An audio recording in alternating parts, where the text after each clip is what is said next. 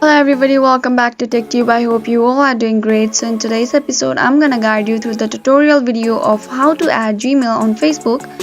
So to get started, first of all, go ahead and tap on the Facebook application. And once you are inside the Facebook, you will be appear with this type of screen interface.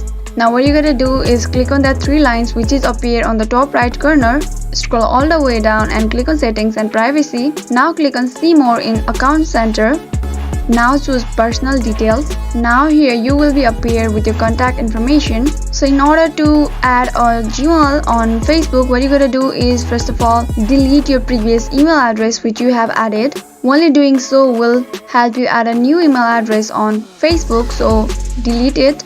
Once you have deleted, click on add new contact and select add an email address and type down your Gmail or email and click on next. Doing so will successfully help you add your Gmail on Facebook. I hope you found the video to be helpful. If yes, please do not forget to subscribe to our channel and also press the notification bell for more updates.